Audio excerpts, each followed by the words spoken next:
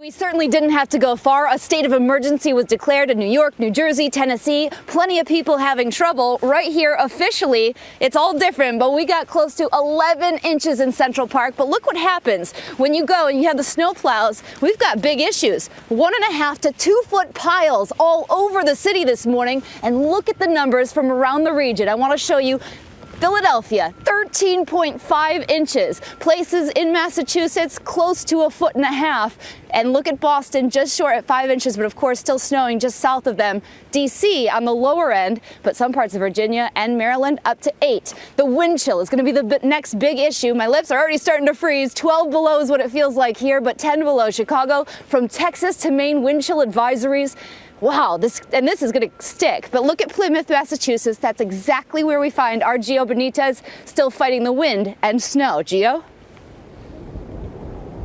Good morning to you, Ginger. Yeah, this wind is really hammering us. And remember, I was in Chicago during that last polar vortex, that last winter freeze that we had here. And this is just like nothing we've seen before. Let's take a look right here with our yardstick. We got in this position between 10 and 13 inches. Some parts of Plymouth County have some 15 inches of snow. It is just nuts here. And this is really causing a mess on the roads right now. Holy cow! Ice road anarchy. Drivers from Illinois to Massachusetts this morning, spinning, sliding, and struggling. It's so bad out here. It really is. I'm slipping and sliding at every light. In Roxbury Township, New Jersey, this charter bus losing control on the icy road and plunging on its side down an embankment, reportedly injuring 3 people. A similar scene northwest of Boston, where a tractor trailer jumped a guardrail, barreling onto the road below. An icy multi-vehicle pileup in central Indiana shut down this highway for hours. And this car just outside Washington, D.C., losing control on the Arctic asphalt. For vehicles still on the road, those brakes just won't work. And blinding snow, dangerous for drivers and pedestrians alike.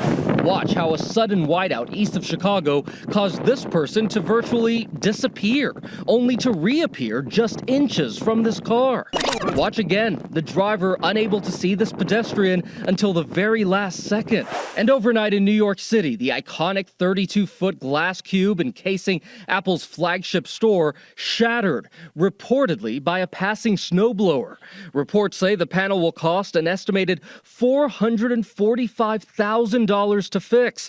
And Apple might want to get that fixed quickly, since the store has become one of New York City's most photographed attractions.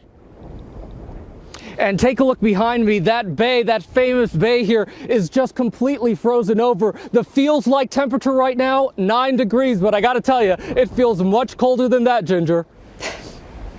And it will feel colder for a long time to come. That's exactly what I want to tell you, Gio and everybody else. Let's look at that storm, where it's going when it finally pulls away from the Cape and leaves us all alone. Will be early this morning through the afternoon hours, but the wind, the cold is what sticks behind it, and we are going to keep that. The numbers are just ridiculous. Yes, it's late January, but these are certainly below average. Look at that Arctic air.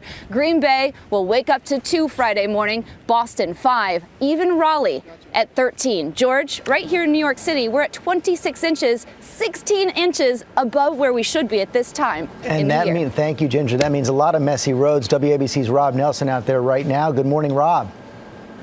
Well, good morning to you, George. We are driving now here in Queens the last few hours, really, and we've seen the main roads. They look pretty good, to be quite honest, but as always in a storm like this, the side roads are the real test. Drove through a couple of streets in this part of town that really are still snow-covered, and because it's so brutally cold out, a lot of patchy ice facing morning commuters today. And, of course, this is a big test for the new mayor of New York City, Bill de Blasio.